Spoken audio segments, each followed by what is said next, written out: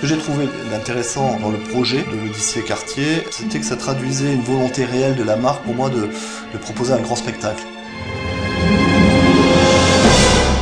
Composer pour Cartier, c'est une perspective de composer pour être entendu un peu de partout dans la planète.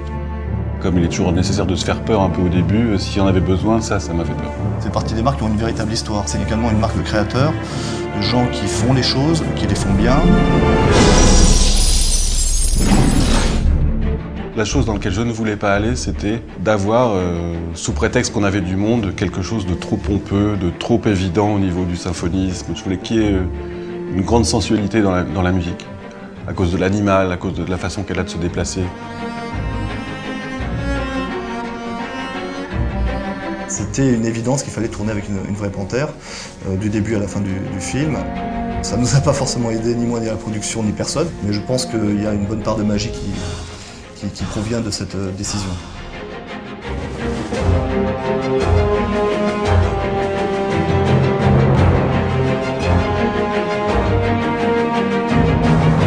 Tout était beaucoup plus lourd parce qu'il y avait beaucoup d'effets spéciaux à intégrer dans ces fameux paysages, donc les implications techniques étaient très lourdes. Mais il ne fallait pas que ça se traduise à l'écran.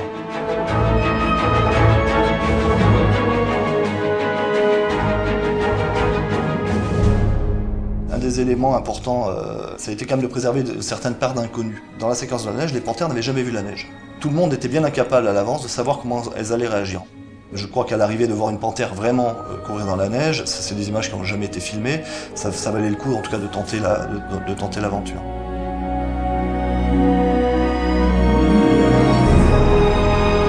Tous ces lieux que l'on traverse au cours donc de cette odyssée, ils ne sont pas anodins, ce sont des lieux qui renvoient réellement à l'histoire de la marque. Et l'idée était effectivement que ce soit une véritable odyssée au sens où on ne passe pas d'une séquence à l'autre par un simple cut, mais on essaie réellement d'accompagner cette panthère, de la suivre dans son voyage.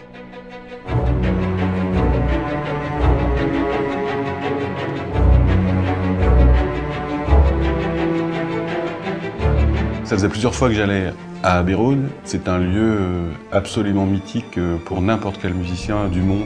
D'ailleurs, le monde entier vient enregistrer à Abbey Road. C'est une grosse responsabilité, une émotion que d'être là, même en tant que visiteur, je dois dire. Donc si a fortiori on y travaille, c'est encore plus émouvant. Ça fait partie vraiment, pour l'instant, des grands souvenirs pour moi, des meilleurs souvenirs.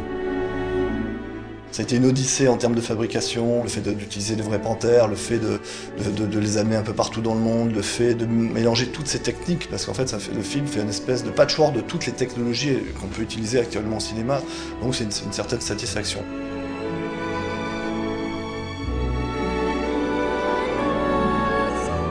Il n'y avait pas de réelle limite autre que l'imaginaire. C'est un grand tour de magie.